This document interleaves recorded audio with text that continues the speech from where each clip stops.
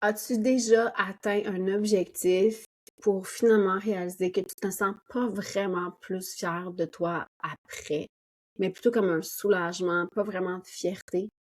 Moi aussi, j'ai envie d'explorer ce sujet-là avec toi aujourd'hui.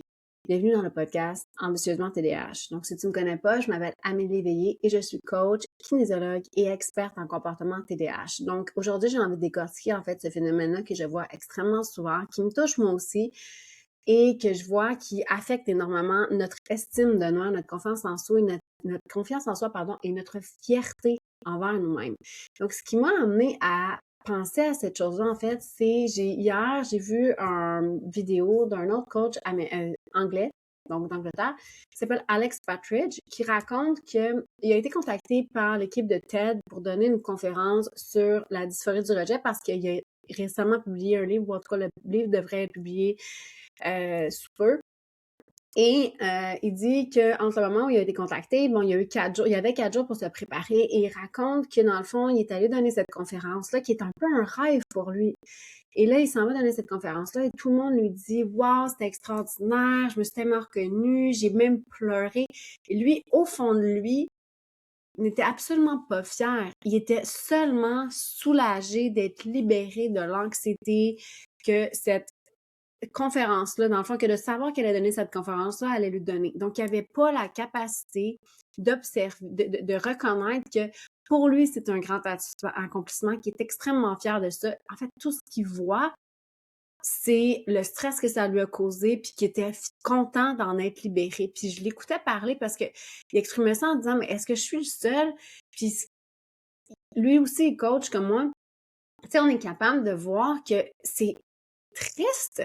Pour vrai, c'est vraiment triste de réaliser que tu as atteint un objectif, que tu as fait quelque chose qui est extraordinaire, que ça soit de terminer tes études, que ça soit de faire une formation, que ça soit de compléter des rénovations, peu importe l'objectif, ou que ça soit de courir un marathon, peu importe l'objectif que tu cherches à atteindre, ou même juste réussir à atteindre.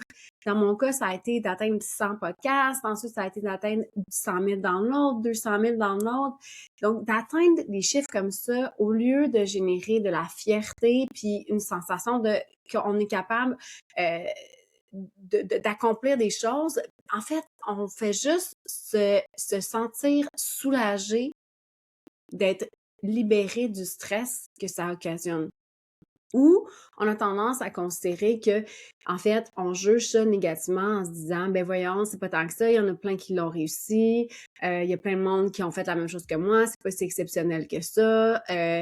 Ou tu vas avoir tendance à considérer que pour toi, ça a été plus difficile que les autres. Donc, comme ça aurait pas dû être plus difficile que les autres, ça vaut moins que ce que les autres ont fait. Ça peut être aussi, par exemple, de considérer que tu as moins bien fait que les autres, tu as moins réussi à atteindre tes objectifs. La semaine passée, je parlais de la discipline, puis à quel point on a tendance, dans la culture populaire, à survaloriser la discipline, alors que chez les gens TDAH, c'est pas nécessairement sur ça qu'on doit viser. Parce que je crois sincèrement que faire avancer un objectif n'est pas dépendant d'une capacité à être stable dans la performance. Dans le milieu de l'entraînement, quand j'étais au bac en 2000, donc j'ai fait mon bac de 2000 à 2024, 2000 à 2004, pas 2020 à 2024, ça a été vraiment long. Donc 2000 à 2004, j'étais dans le domaine, j'ai fait un bac en kinésiologie. Donc si tu ne sais pas ce que c'est la kinésiologie, c'est la science de l'entraînement. Donc j'ai travaillé, j'ai fait 4 ans de formation universitaire sur le domaine et même à l'époque, on parlait de cycle d'entraînement. Donc, tu vas avoir des macrocycles que tu vas considérer comme des grandes phases d'entraînement dans le but d'amener ton athlète à être prêt à performer à des dates données. La cyclicité de ces phrases-là, incluant la récupération, même à l'époque, on s'entend, c'est dans les années début 2000, à l'époque, on considérait que et c'est encore le cas aujourd'hui que une des plus grandes choses qui va affecter la capacité d'un athlète de performer va être le temps de récupération qu'on va lui accorder. Donc, on est passé des années 80-90 où on pensait que plus tu poussais, plus tu en faisais, plus ça allait aller vite. Mais en réalité, ce qu'on a observé, c'est que ça fait exactement l'effet contraire. Ce qu'on veut, c'est avoir des périodes où on pousse de façon intentionnelle, mais aussi des périodes où on va ralentir et on va prioriser la récupération. Dans mes programmes d'entraînement que moi je fais, on a des périodes de 6 semaines. Donc, ça dure 6 semaines. Puis après ça, il y a 2 semaines où, normalement, tu devrais ralentir. Et chaque fois, j'observe à quel point c'est difficile pour moi d'accepter de ralentir parce que la culture populaire ambiante pense qu'on devrait constamment pousser plus fort, plus fort, plus fort, puis qui n'est pas, en guillemets, pas supposé avoir de période de repos, ce qui est absolument pas sain et pas normal et absolument sous-optimal pour réussir à atteindre tes objectifs. Mais là où j'en m'en allais avec ça, c'est que cette chose-là fait en sorte qu'on a tendance à se juger négativement par rapport à ça. Puis quand j'écoutais Alex Partridge raconter ça, il y avait énormément de tristesse dans le constat que son cerveau va tout naturellement dévaloriser ou même pas dévaloriser, ne même pas être capable de percevoir ce qu'il a réussi à accomplir. Il va accorder juste de l'importance au fait qu'enfin il est libéré du stress. Puis ça lui a amené énormément de détresse. Donc, c'est quelque chose que personnellement, comme je te dis, je vois beaucoup parce que souvent, quand quelqu'un vient me contacter, quand je rencontre quelqu'un en rencontre exploratoire, souvent, ce que je reçois, c'est, en fait, j'aimerais ça être plus fière de moi.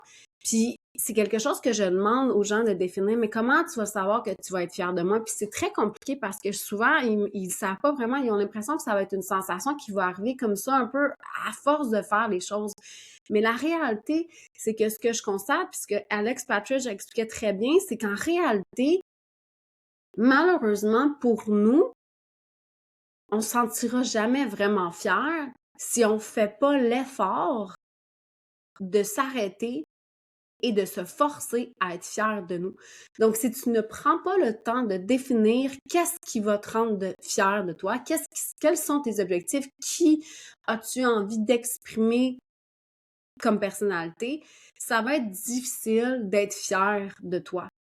Parce que ton cerveau n'a pas tendance à aller dans cette direction-là. Ton cerveau a tendance à aller, comme je te disais, vers le jugement négatif, vers la personne de ce qui n'a pas bien été, vers peut-être la personne sur les 200 personnes qui n'est pas d'accord avec ce que tu dis ou vers toutes sortes de choses qui vont plus ou moins avoir bien été. Puis peut-être même que pour Alex Partridge, puis je sais pas parce qu'il n'a pas exploré ça, mais moi, ce que je constate, c'est que dans mon cas, comme je suis une personne qui a une tendance à être anxieuse, ce que je réalise, c'est que j'ai tendance à dévaloriser ce que je fais parce que je pense que pour que ça ait de la valeur, il faudrait que je ne me sente pas anxieuse.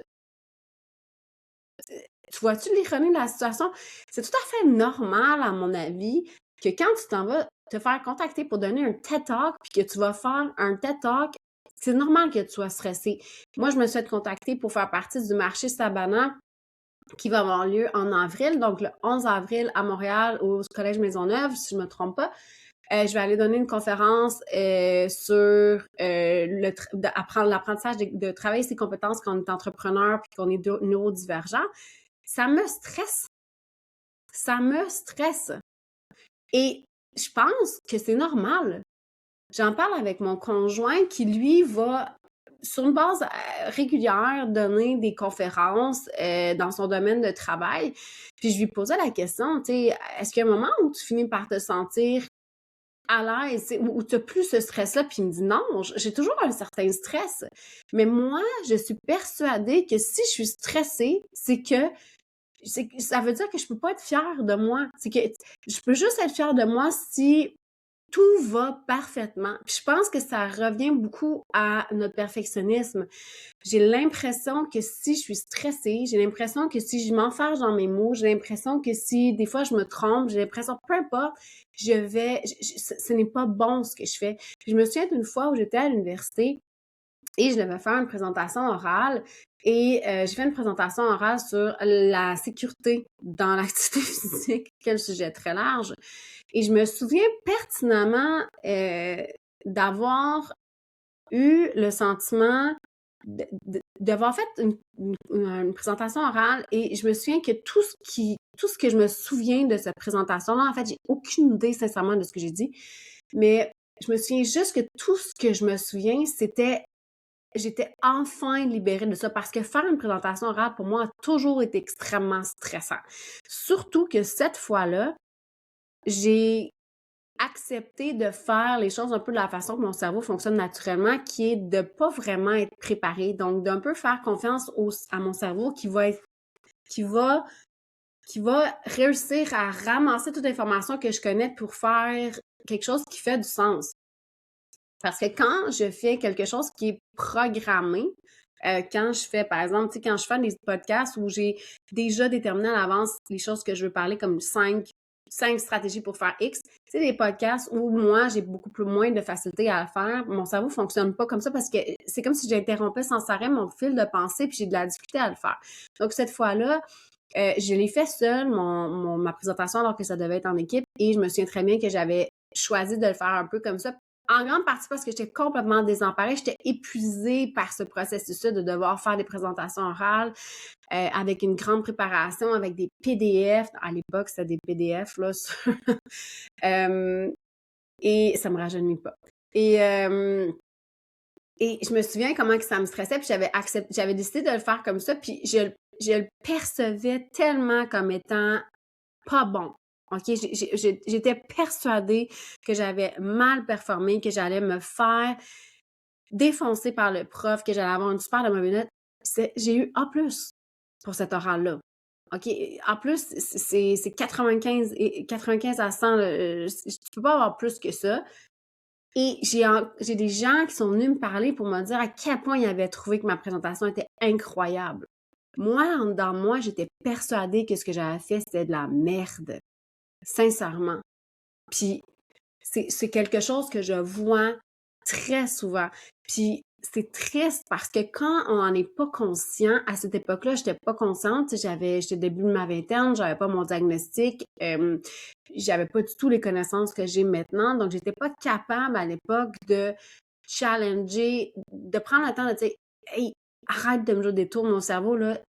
T'as bien travaillé, t'as reçu un bon feedback, les gens sont contents de toi, t'as fait un bon travail. C'est pas parce que tu travailles pas comme les autres et que tu fais pas la même chose de la même façon que les autres que c'est pas valable. L'objectif, en fait, c'est j'ai fait ce que j'avais à faire, qui était de livrer une présentation orale dans le cadre d'un cours qui s'appelait Santé et sécurité de la pratique d'activité physique. Puis j'ai fait une présentation orale sur ce sujet-là.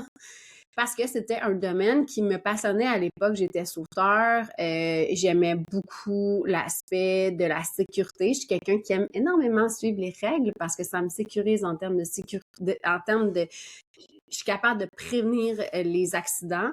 Et j'ai fait vraiment une présentation là-dessus. Mais je m'en souviens encore aujourd'hui, là, ça fait au-dessus de 20 ans, je me souviens à quel point, quand j'ai fini ma présentation orale, j'étais complètement démolie. J'étais pas fière de moi. J'étais certaine que j'avais fait quelque chose qui était pas bon, vraiment mauvais.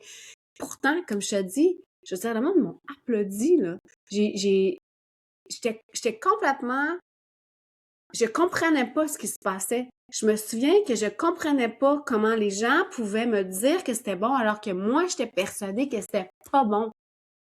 Que c'était vraiment pas bon ce que j'avais fait, que j'étais sûre que j'allais échouer puis que ça fonctionnerait pas. Puis cette situation-là, je l'ai vécue, ben pas exactement celle-là, on s'entend, là, j'ai pas redonné des présentations orales sur la santé et sécurité dans le cadre d'un cours à l'université, mais ce genre de situation-là où j'ai fait des choses où on est venu me donner un feedback où que le monde a beaucoup apprécié ce que j'ai fait, puis qui faisait aussi partie de mes objectifs. Tu sais, je voulais finir mon bac, je voulais avoir des bonnes notes, je suis une personne qui est très compétitive, je suis high achiever, j'aime ça, bien me classer, j'aime ça que quand je fais quelque chose, j'arrive à bien me classer.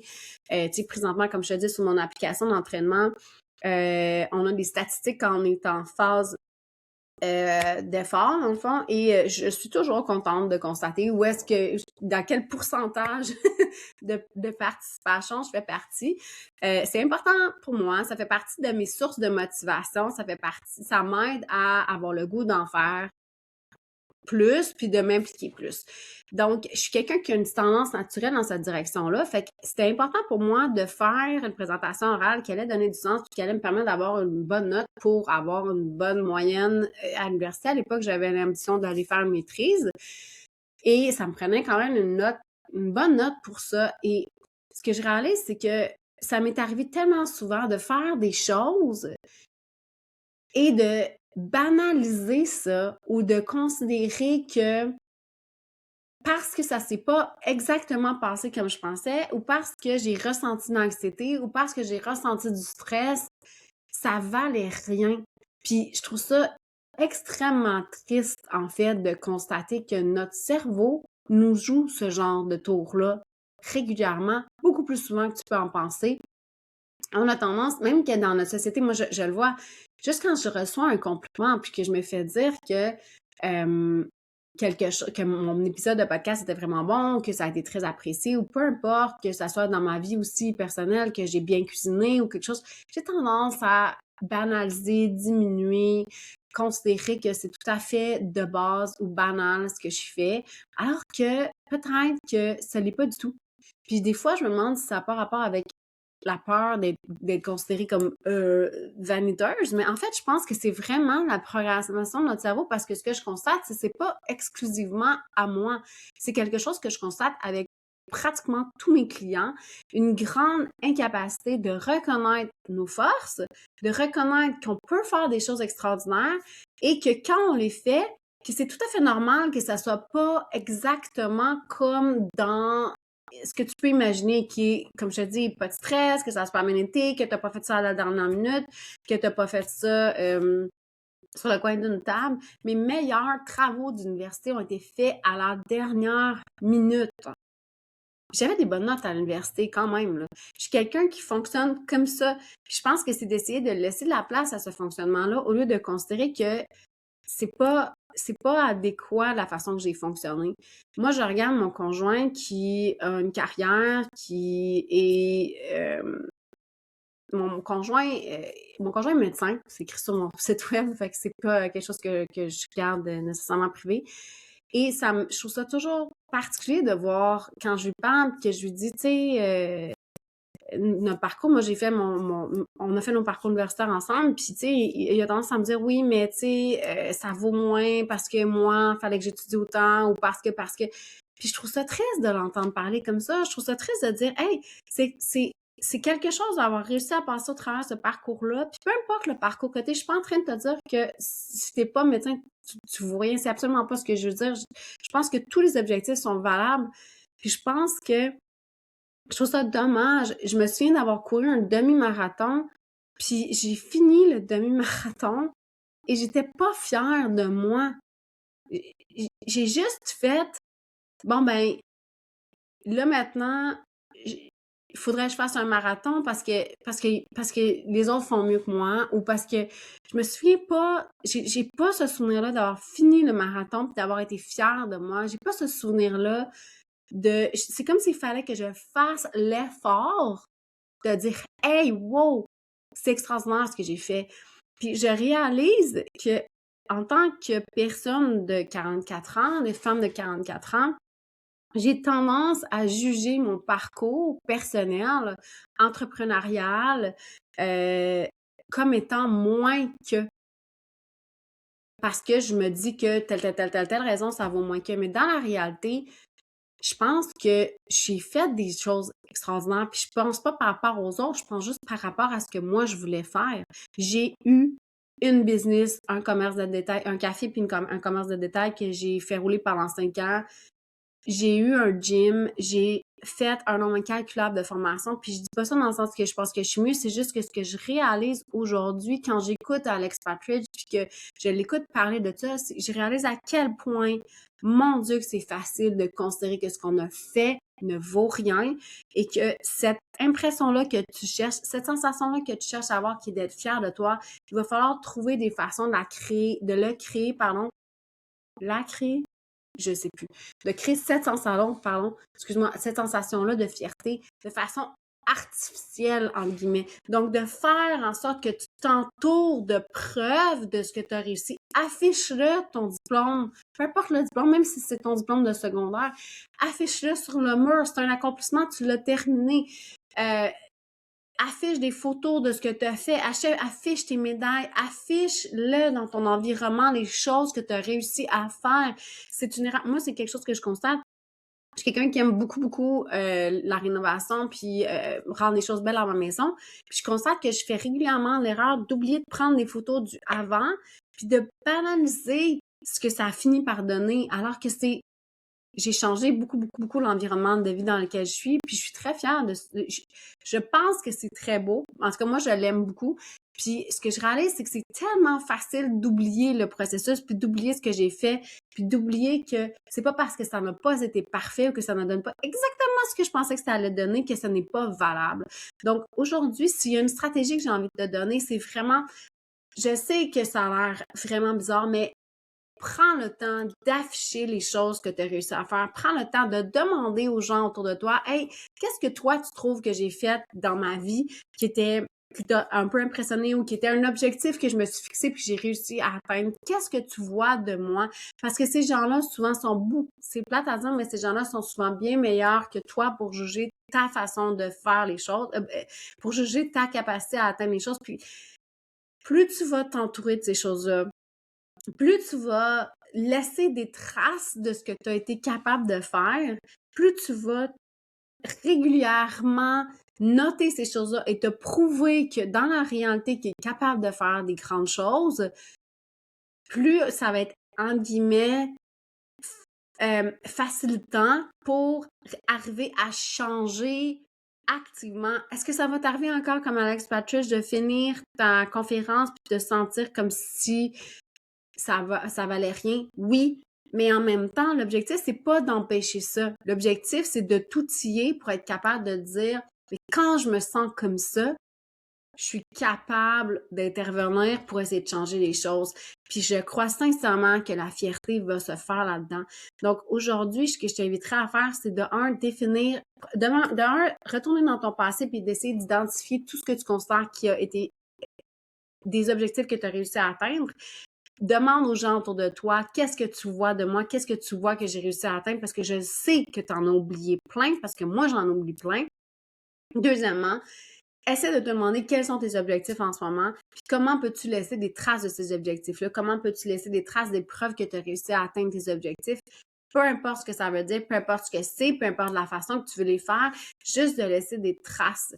Comme moi qui note mes entraînements, comme moi qui note les livres que j'ai lus. J'ai jamais l'intention de les relire, puis c'est pas vraiment important, mais c'est une façon pour moi de rappeler que je suis capable de lire beaucoup de livres parce que j'aime ça, lire des livres.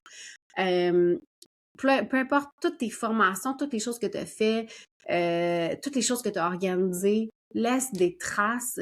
Et je te jure que ça va pas nécessairement changer ce ressenti-là en tout temps, mais ça va t'aider à faire en sorte que tu es capable de le cadrer un petit peu plus facilement parce que ton cerveau a pas tendance à aller là naturellement. Et ce que je constate, c'est que peu importe le niveau que tu vas atteindre, si tu travailles pas activement à chercher à prouver que tu es fier de toi, ça va encore revenir au point A, c'est que tu vas continuellement dévaloriser ce que tu fais, puis ça ne t'amènera pas plus de fierté de toi. Puis je pense que c'est quelque chose que tu mérites d'avoir, de te sentir fier de toi, parce que c'est important dans la construction de notre personnalité et c'est important aussi dans notre désir de compléter des objectifs dans le futur. Donc, j'espère que ça t'aide, ce genre d'épisode-là, parce que moi, c'est des épisodes que j'aime énormément faire. Je trouve ça important, en fait, de prendre le temps de se conscientiser par rapport au fait que ce n'est pas magique changer sa confiance en soi, ce n'est pas magique changer sa fierté de soi. C'est vraiment quelque chose qu'on veut travailler activement. Et cette sensation-là que tu cherches n'arrivera pas par magie parce que ton cerveau n'est pas construit de cette façon-là.